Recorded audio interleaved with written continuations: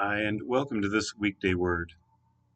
The New Testament passage appointed in the daily office today comes from the first chapter of Paul's letter to the Christians in Rome, where Paul says this: "For although they, Gentiles, knew God, they did not honor him as God or give thanks to him, but they became futile in their thinking, and their foolish hearts were darkened. Claiming to be wise, they became fools and exchanged the glory of the immortal God for images resembling mortal man and birds and animals and creeping things. Therefore God gave them up in the lusts of their hearts to impurity." There's a progression that Paul is talking about here.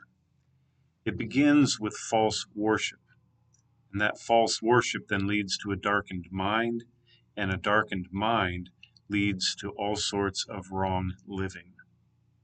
False worship, or loving something other than God as ultimate, giving worship to something other than God, false worship leads to a darkened mind. In other words, as we pursue something other than the God whom we were created to pursue, our minds become darkened to the truth of who God is, and the truth about the world God made and how we are meant to live in that truth and live in accord with who God is. And so our minds become dark, and we think we're wise, but in reality, those darkened minds then lead to all sorts of wrong living. We have to get our worship right. As we approach the season of Lent, one of the things that I think we are really encouraged to do every year in this season is to look into our hearts and ask, do I really love the Lord my God with all my heart, soul, mind, and strength, or do I pursue all kinds of lesser loves? Do I make good things ultimate things instead of leaving God the ultimate thing in my life? Because like it or not, what we love is what we worship and pursue, and it will shape our lives, and it will shape our minds. And that means, I think, a couple things for us. First, we do need to look at our hearts and what it is that we truly love, but it also means that we can go the other way around.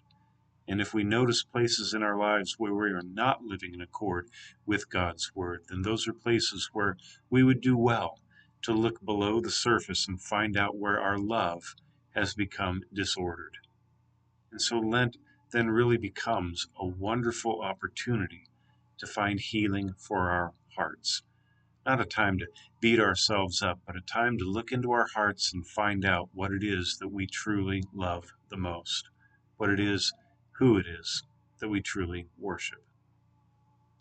I pray this day that the love of God consumes you so that his love becomes the primary aim of your life.